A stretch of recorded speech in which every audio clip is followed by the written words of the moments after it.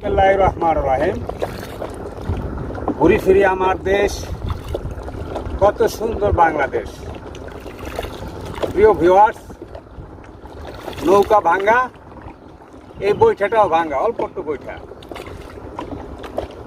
কিন্তু যাচ্ছি আরিয়াল খা দিয়া, আরিয়াল খা নদীর এপার থেকে ওপারে। একটা সময় ছিল এই আরিয়াল খা নদীতে, এই যে দেখতেছেন বাঁশ, বাঁশের দিকে ক্যামেরা মারো, এই বাঁশ দেখতেছেন, এই আরিয়াল খার ইতিহাস আছে। এই বাঁশ ঘন ঘন করে কূপে, তারপর সেটার ভিতরে নেমে গোসল করতো একসময় মানুষ, কেননা কুমুরের ভয় ছিল। মিঠা পানির কুমুর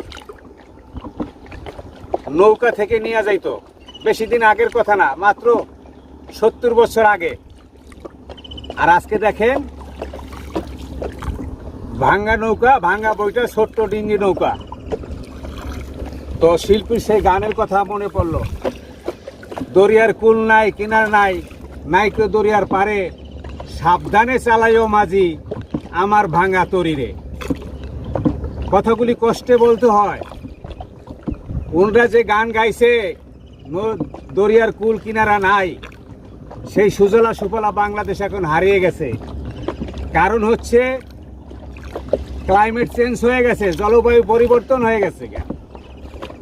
এটার কারণ হচ্ছে অনেক কতগুলি কারণ। বিগত দিনে 300-400 কোটি গাছ কেটে ফেলা হয়েছে। আবার বিভিন্ন কলকারখানা ধোঁয়ায় কার্বন ডাই অক্সাইড বেড়ে যাচ্ছে, আমরা গাছ কাটতেছি, কার্বন ডাই অক্সাইড যে গাছে খাদ্য, গাছের সেই গাছই তো কেটে ফেলতেছি। যার কারণে আমার জীবন দশায় 71 আমার মনে আছে, এই আরিয়াল খান নদী দিয়া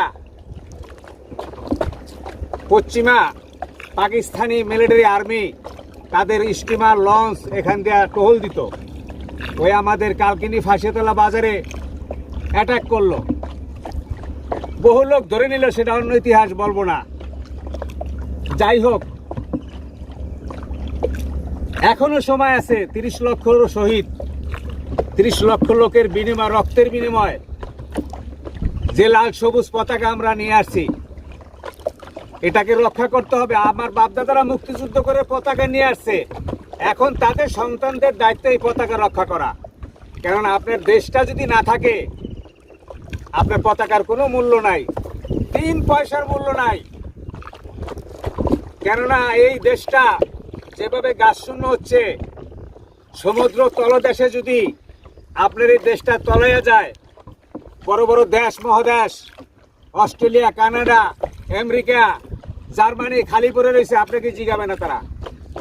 তার বাস্তব প্রমাণ গাজা দেখেন। তারা বরং আমাদের দেশ দখল করে, মানে আরব দেশ দখল করে, অন্যের দেশ দখল করে আজকে যুদ্ধ চলতেছে। সেখানে জায়গা তো দিবেই না, পারলে আপনার একটু খালি থাকলে একটু দখল করবে। তো যার আছে তার চাহিদা বেশি, যার নাই তার কিছুই নাই। তা আসুন, আমাদের যেটুকু আছে 18-20 কোটি সন্তান, ভবিষ্যতে যারা প্রজন্ম, তাদেরকে বাঁচায় রাখি। এই জন্য গাছ লাগান এবং দেশ বাঁচান। তো এখন আমি আমার অবস্থান থেকে যতটুকু পারি আর্গুমেন্ট করে আপনাদেরকে বলতে পারি, কিন্তু সরকার কিন্তু অনেক ইচ্ছা করলে অনেক কিছু করতে পারে। পার্লামেন্টে একটা আইন পাস করলেই বাস হুবহু কার্যকর হয়ে যাবে। তো আসুন আমরা গাছ লাগাই। 30 লক্ষ রক্ত দিচ্ছে যে লোকগুলি, তাদের সম্মান জানাই, দেশ রক্ষা করে। তো প্রিয় ভিউয়ার্স, যে যেখানে থাকবেন ভালো থাকবেন এবং আপনার প্রতিবেশীকে ভালো রাখবেন, ভালো থাকবেন এবং ভালো রাখবেন। আবার দেখা হবে, আবার কথা হবে অন্য কোনো সুন্দর স্পটে। আসসালামু আলাইকুম।